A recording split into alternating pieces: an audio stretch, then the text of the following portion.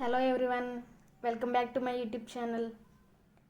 ఈ వీడియోలో నేను ఇంగ్లీష్ సబ్జెక్ట్కి ఎలా ప్రిపేర్ అవ్వాలో ఒక సింపుల్ అండ్ ప్రాక్టికల్ స్ట్రాటజీని మీతో షేర్ చేసుకోవాలనుకుంటున్నా. సో వీడియో ఎండ్ వరకు చూడండి. చాలామంది ఇంగ్లీష్ డిఫికల్ట్ అని ఫీల్ అవుతారు, కానీ ఒక ప్రాపర్ వేలో చూస్తే ఇది చాలా ఈజీ సబ్జెక్ట్. ఫస్ట్ మనం సిలబస్ని క్లియర్గా అర్థం చేసుకుందాం. బ్యాంకింగ్ ఎగ్జామ్స్లో ఇంగ్లీష్ సెక్షన్లో మెయిన్గా ఉండేవి reading comprehension, fillers, error detection, sentence improvement, cloze test, parajumbles and vocabulary based questions. మనం టాపిక్స్ని ప్రాపర్గా అర్థం చేసుకొని కరెక్ట్గా ప్లాన్ చేసుకుంటే ఎక్కువగా స్కోర్ చేయొచ్చు. డిఫికల్టీ లెవెల్కి వచ్చేసరికి ప్రతి ఎగ్జామ్లో సేమ్ టాపిక్సే ఉంటాయి. ఎగ్జామ్ని బట్టి డిఫికల్టీ లెవెల్ అనేది ఇంక్రీజ్ అవుతుంది. ప్రిలిమ్స్లో క్వశ్చన్స్ అనేవి బేసిక్గానే ఉంటాయి. మెయిన్స్కి వచ్చేసరికి సేమ్ టాపిక్స్ కొంచెం లెంతీ అండ్ ట్రిక్కీగా ఇస్తారు.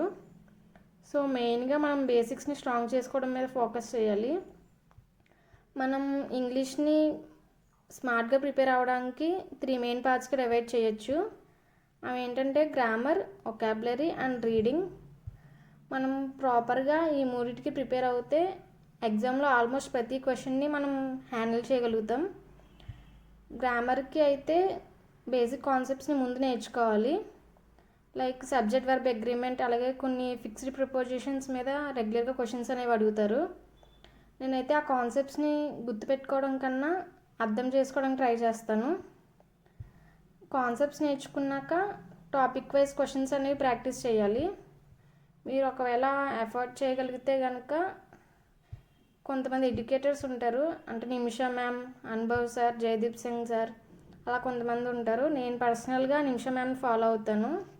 మీరు పెయిడ్ కోర్స్ కానీ తీసుకోగలిగితే మేడంది గ్రామర్ గ్రంథ్ అని ఉంటుంది, ప్రతి సాటర్డే క్లాస్ అని చేస్తారు. ఒకవేళ ఎఫర్ట్ చేయలేము అనుకునే వాళ్ళు యూట్యూబ్లో ప్లేలిస్ట్లు అయితే ఉంటాయి. మీకు బేసిక్స్ ఓకే పర్వాలేదు వచ్చు అనుకునే వాళ్ళు 120 రూల్స్ ఆఫ్ గ్రామర్ వీడియో చూస్తే సరిపోతుంది. లేదు అంటే 50 అవర్ది ఫౌండేషన్ కోర్స్ అనేది ఒకటి ఉంటుంది. అది కంప్లీట్ చేశాక ప్రాక్టీస్ కోసం మేడంది 8 అవర్స్ది ఎర్రర్ డిటెక్షన్ ప్లేలిస్ట్ ఉంటుంది. అది కంప్లీట్ చేస్తే ఇంకా గ్రామర్ గురించి అయితే చూసుకోక్కర్లేదు. వొకాబులరీ అయితే నేను డైలీ ఎడిటోరియల్ సెషన్స్ని చూస్తాను. ఒక రోజులో 50 వర్డ్స్ గుర్తుపెట్టుకోవడం కన్నా డేకి 10 డేస్ నేర్చుకోవడానికి ట్రై చేస్తాను. ఇక్కడ క్వాంటిటీ కన్నా కన్సిస్టెన్సీ అనేది ఇంపార్టెంట్ అన్నమాట. నేను స్టార్టింగ్లో ఒక 1 మంత్ వరకు ఇలా నోట్స్ రాసుకునేదాన్ని. ఇలా రాసుకోవడం వల్ల ఏంటంటే రివైజ్ చేసుకోవడం చాలా ఈజీగా ఉంటుంది. తర్వాత నుంచి ఇంకేమైనా న్యూ వర్డ్స్ వస్తే అప్పుడు నోట్ చేసుకుంటాను. అంటే వొకాబులరీ అనే కాదు, ఏమైనా ఇంపార్టెంట్ గ్రామర్ కాన్సెప్ట్స్ అనిపించినా కూడా ఫస్ట్లో మనం నోట్స్ రాసుకుంటే ఒక 1 మంత్ వరకు యూజ్ ఉంటుంది. నెక్స్ట్ రీడింగ్ కాంప్రహెన్షన్కి వచ్చేసరికి మనం హిందూ కానీ లేదా ఇండియన్ ఎక్స్ప్రెస్ కానీ న్యూస్ పేపర్స్ చదవాలి. చదివాక దాన్ని అనలైజ్ చేసుకోవాలన్నమాట. అంటే దీంట్లో మెయిన్ ఐడియా ఏంటి, పాజిటివ్గా టోన్, నెగిటివ్ టోన్ ఆధారిత అనేది చూసుకోవాలి. ఇలా న్యూస్ రీడింగ్ అనేది ఒక హ్యాబిట్గా చేసుకుంటే దానివల్ల ఆటోమేటిక్గా స్పీడ్ అనేది ఇంప్రూవ్ అవుతుంది.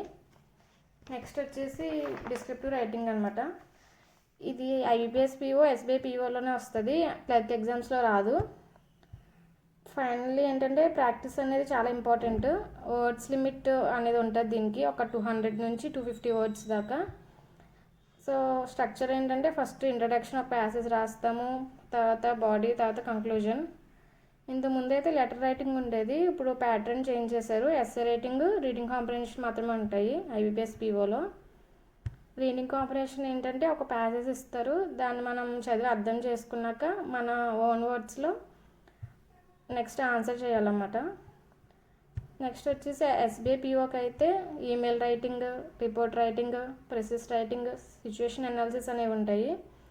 దీనికోసం టైపింగ్ అనేది ప్రాక్టీస్ చేయాలి. పీఓ ప్రిపేర్ అయ్యే వాళ్ళైతే టైపింగ్ ప్రాక్టీస్ చేయండి. వర్డ్ లిమిట్ వచ్చేసి 150 to 200 వర్డ్స్ ఉండాలి.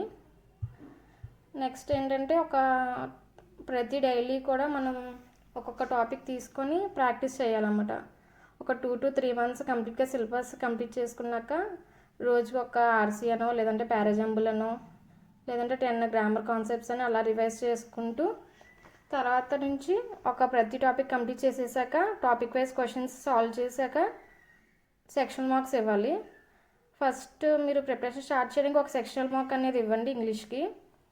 మేడంవి యూట్యూబ్లో ఒక ప్లేలిస్ట్ ఉంటుంది, పర్ఫెక్షన్ క్లాసెస్ అని. 100 కన్నా పైన ఉంటాయి, ఎక్కువే ఉంటాయి. ఆ క్లాసెస్ చూసాక ఒక 1 మంత్ రెగ్యులర్గా ఎడిటోరియల్ అలాగే పర్ఫెక్షన్ క్లాస్ రెండు చూసాక 2 to 2.5 hours పడుతుంది అంతే. చూసాక 1 month అయ్యాక మళ్ళీ ఒక సెక్షన్ మాకు ఇవ్వండి, ఇంప్రూవ్మెంట్ అనేది మీకే అర్థమవుతుంది. ఇలా మనం స్టెప్ బై స్టెప్ ప్రిపేర్ అవ్వడం వల్ల కాన్ఫిడెన్స్ అనేది అలాగే అక్యురసీ కూడా ఇంప్రూవ్ అవుతుంది.